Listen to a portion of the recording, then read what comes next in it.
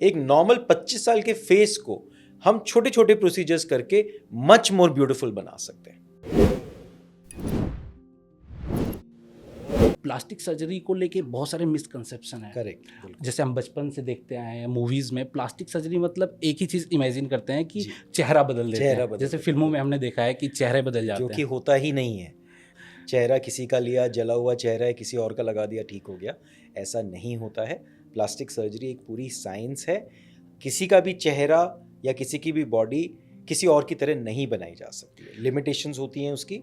तो सर जैसे मैं ये करा कि अगर मैं किसी का चेहरा लेना चाहूँ, जैसे मैंने फिल्मों में देखा है कि ऐसा पहले पॉसिबल हुआ है कि किसी और का फेस किसी को लगाया जा सकता है, सेम टू सेम किया जा सकता है? फेस ट्रांसप्लांट किया जाता है, बहुत कम, बहुत रेयर है।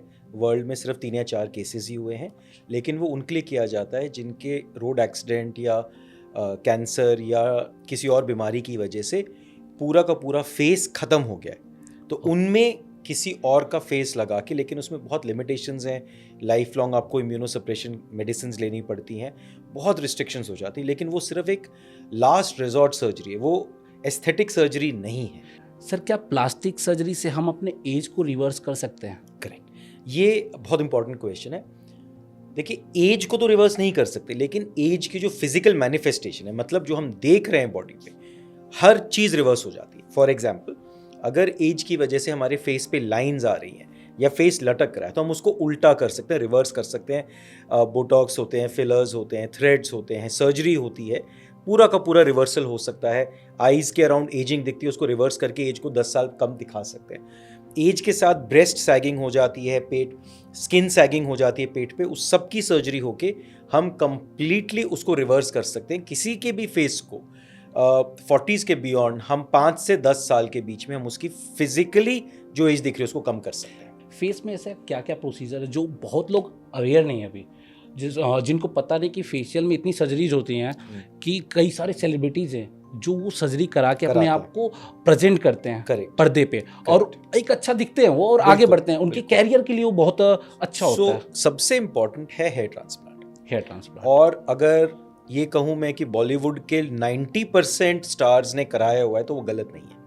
90% स्टार्स ने अपने हेयर पे हेयर ट्रांसप्लांट करा रखा है। सलमान खान ने तो ओपनली बोला भी है, एक्सेप्ट भी किया है। ऐसे ही बहुत सारे स्टार्स हैं। सलमान खान का तो सर मैंने देखा था, कहीं पिक्चर आया था कि स्कार की भी, उनके स्कार की पिक्चर्स, हाँ, एग्जैक्टली। और भी बहुत सारे स्टार्स हैं, नाम नहीं लेंगे, बट अगर आप ध्यान से उनकी इमेजेस गूगल पे सर्च करेंगे तो आप देखेंगे कि 90% स्टार्स ने हेयर ट्रांसप्लांट करा रखा है। ऐसे ही आईलिड सर्जरी सारे के सारे स्टार्स कराते हैं। बिकॉज़ सर्जरी मतलब सर कहाँ एक्स्ट्रा स्किन होती है, एक्स्ट्रा फैट होता है, आई बैग जो होता है, उसकी वजह से एजिंग दिखती है। अगेन आप गूगल करेंगे तो सारे स्टार्स की पिक्चर्स आ जाएंगी आपकी। तो ये बहुत इंपॉर्टेंट है, जो वर्चुअली एक 45 के बियॉन्ड सबको कराना पड़ता है, अदरवाइज एजिंग दिखती है। फेस लिफ्ट सर्जरीज हैं। अगर आप हॉलीवुड के स्टार्स को देखें तो बहुत सारे लोगों ने अपनी फेस लिफ्ट करके एज को 10 से 15 साल कम किया है। बोटॉक्स फिलर्स तो आज के दिन आम बहुत कॉमन है।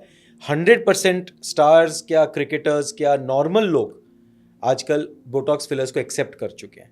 तो एंटी एजिंग के लिए तो बहुत ज़रूरी है। बोटॉक्स फिलर से काफ़ी चर्चा में रहता है। मैं जहाँ तक देखता हूँ 10 मिनट 15 मिनट का प्रोसीजर होता है। इसमें भी हम ये देखते हैं कि क्वालिफाइड सर्जन से ही कराना चाहिए या क्वालिफिकेशन देखना चाहिए, क्योंकि ये छोटे प्रोसीजर कितने डेंजरस हो सकते हैं अगर जो हमारे डॉक्टर है अगर वो क्वालिफाइड ना हो तो। देखिए, इसका सिंपल एग्जांपल लेता हूँ कि आप अगर एरोप्लेन फ्लाई कर रहे हैं, आप एक पैसेंजर हैं और आपको फ्लाई करना है, तो क्या आप एक 12वीं पास बच्चे को या एरोस्टेस को बोलेंगे कि एरोप्लेन फ्लाई कर ले? एरोस्टेस आपको टेक केयर करती है और एरोस्टेस को आता है, उसकी ट्रेनिंग में बेसिक प्लेन को लैंड कराना है। अच्छा। लेकिन क्या आप उस पर रिलाई कर लोगे कि प्लेन उड़ा ले? नहीं। कि जस्ट बिकॉज उसको नॉलेज है। वहीं आ जाता है जब आप अपनी फेस या बॉडी को छेड़ना चाहते हैं, तो कोई रीज़न ही नहीं है कि आप अपने एरिया में या एक सर्टेन क्वालिफिकेशन को मिनिमम क्राइटेरिया रख के उस डॉक्टर के पास ना जाएं। सर इसका रोल क्या होता है बोटॉक्स का और फिलर का? बोटॉक्स फेस की लाइंस को कम करता है, जो मूवमेंट लाइंस, और फिलर्स फिल करता है, जैसे कि लिप्स को बड़ा करना है या चीक्स को एनलार्ज करना है, अंडर आइज को भरना है, हैंड्स को यंग बनाना है, तो फिलर्स का रोल वहाँ पे आता है। अभी तो हमने बात किया एज को रिवर्स करने की, लेकिन एज रिवर्स प्रोसीजर की बात नहीं करते हैं। चिन, जैसे किसी का चिन या नोज़ या लिप बहुत पतला है, जो कि अगर कोई मॉडलिंग कर रहा है या अपने आप को बड़े पर्दे पे दिखाना चाहता है, तो उसमें हम क्या ऐसा कर सकते हैं फेस पे जो उनको हेल्प हो। एंटी एजिंग नहीं बात करते हैं, बात करते हैं चेंज। सो इसमें फर्स्ट ऑफ ऑल असेसमेंट चाहिए कि प्रॉब्लम्स क्या है। कई पेशेंट आते हैं उनकी प्रॉब्लम ही नहीं होती, परफेक्ट नोज है और अच्छा बनाते, वो नहीं हो सकता।